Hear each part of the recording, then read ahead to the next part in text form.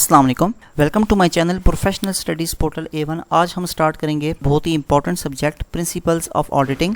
तो इस हवाले से आपको इंपॉर्टेंट क्वेश्चंस बताऊंगा जो कि पंजाब यूनिवर्सिटी में आते रहे हैं। राइट, आइए स्टार्ट करते हैं। सबसे पहले हमारे पास डिफाइन ऑडिट को डिफाइन करें and what are its core objectives. ठीक है, ऑडिट क्या होता है, क्यों होता है और इसके मकासद क्या होते हैं। तो इस हवाले से बहुत ही इंपॉर्टेंट क्वेश्चन है, आ सकता है। इसके बाद हमारे पास डिफाइन ऑडिटर क्या होता है, कौन होता है, ये करता क्या है, इसके रोल्स क्या होते हैं। And also explain the qualities of auditor. एक अच्छे ऑडिटर के अंदर कौन कौन सी प्रोफेशनल क्वालिटीज़ होती हैं, ये एक बहुत ही इंपॉर्टेंट क्वेश्चन है, आ सकता है। Difference between accounting and auditing. ठीक है जी, ये अगर आप देखें अपने चैप्टर नंबर 1 के अंदर प्रॉपर कंपैरिजन वहाँ पे दिया हुआ है कि अकाउंटिंग के प्रोफेशन के अंदर और ऑडिट के प्रोफेशन के अंदर मेन डिफरेंस क्या होता है। देखिए, अकाउंटेंट क्या काम करता है, वो बुक्स ऑफ अकाउंट्स को मेंटेन करता है, बनाता है as per international accounting and reporting standards.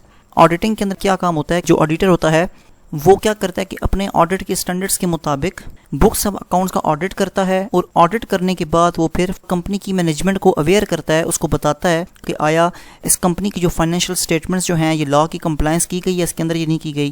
Financial statement जो है ये international accounting and reporting standards के मुताबिक बनाई गई हैं या नहीं बनाई गई। आगे चलते हैं। Define continuous audit and also explain it's merits and demerits. ठीक है, continuous audit, interim audit, final audit इंतहाई इंपॉर्टेंट क्वेश्चंस हैं। अगर आप देखें पास पेपर्स के अंदर तो ये वाले जो क्वेश्चंस हैं ये बहुत ज़्यादा पंजाब यूनिवर्सिटी ने टेस्ट किए हुए हैं, जिसके अंदर उसके मेरिट्स और डीमेरिट्स, उसके फ़वाइद और नुकसानात, कंटिन्यूअस ऑडिट के फ़वाइद नुकसानात, इंटरिम ऑडिट के फ़ायदे क्या हैं, नुकसान क्या हैं, और इसी तरीके से ही फाइनल ऑडिट के फ़ायदे क्या नुकसान क्या हैं। अच्छा, यहाँ पर ये वर्ड इस्तेमाल हुआ है मेरिट्स एंड डीमेरिट्स। ये वर्ड यहाँ पे यूज़ हो सकता है एडवांटेजेस एंड डिसएडवांटेजेस या प्रो एंड कॉन्स। तो वर्ड एग्जामिनर चेंज कर सका है तो आपने परेशान नहीं होना, ये एक ही चीज़ होती है, फ़ायदे और नुकसान की बात हो रही है यहाँ पे। इसके बाद है हमारे पास explain different types of accounting errors, how we can mitigate it. आपको याद होगा आपने एक चैप्टर पढ़ा था एरर्स के हवाले से, जिसके अंदर आपने एरर ऑफ ओमिशन के हवाले से पढ़ा होगा। एरर ऑफ कमीशन क्या होता है, एरर ऑफ कॉस्टिंग क्या होता है, अंडर कॉस्ट क्या होता है, ओवर कॉस्ट क्या होता है, एरर ऑफ प्रिंसिपल किसे कहते हैं, एरर ऑफ कंपनसेटिंग किसे कहते हैं। ठीक है, and how we can mitigate it, हम किस तरीके से प्रिवेंटिव मेजर ले सकते हैं। तो ये बहुत इंपॉर्टेंट क्वेश्चन है, ये आपने लाजमी करना है। उसके बाद हमारे पास define audit program, also explain advantages and disadvantages of audit program. देखें, जब कोई ऑडिट होता है ना तो ऑडिट करने से पहले उसका प्रॉपर एक लेआउट प्लान बनाया जाता है। ठीक है, एक पूरा प्रोग्राम बनाया जाता है कि ऑडिट के डायनेमिक्स क्या होंगे और ऑडिट का स्कोप डिफाइन किया जाता है। इसके बाद हमारे पास briefly discuss rights and duties of an auditor of a public limited company. जो पब्लिक लिमिटेड कंपनी होती है उसके अंदर ऑडिटर के राइट्स क्या होते हैं, उसके हकूक़ क्या होते हैं और उसके फ़राइज़ क्या होते हैं, उसकी ड्यूटीज़ क्या होती हैं, इस हवाले से भी वो पूछ सकता है।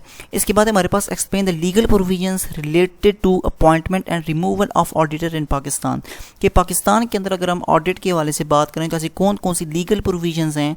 ठीक है, कि जो कानून है वो क्या कहता है इस हवाले से कि एक ऑडिटर जो है उसकी अपॉइंटमेंट किन किन तरीक़ों से की जा सकती है या कौन से, और इसी तरीके ऑडिटर की जो रिमूवल होती है वो किन किन तरीक़ों से मुमकिन हो सकती है। ठीक है, या हमारी इंडस्ट्री की जो प्रैक्टिसेस हैं वो क्या क्या हैं। तो ये भी बहुत इंपॉर्टेंट क्वेश्चन है, ये आप देख लीजिएगा। इसके बाद हमारे पास difference between internal and external audit. तो कंपनीज के अंदर क्या होता है अमूमन कि इंटरनल ऑडिट का अलग डिपार्टमेंट होता है और एक्सटर्नल ऑडिट का अलग डिपार्टमेंट होता है। ठीक है, जो कि कंपनी की इंटरनल कंट्रोल सिस्टम को और एक्सटर्नल कंट्रोल सिस्टम को टेस्ट करते हैं। इसके बाद हमारे पास explain criminal liability of an auditor, prove your answer with case reference, misfeasance, negligence. ठीक है, अच्छा आपने नोट किया होगा बहुत ही इंपॉर्टेंट चैप्टर है, इसके अंदर काफ़ी सारे केसेस आपको याद होंगे, आपने पढ़े थे।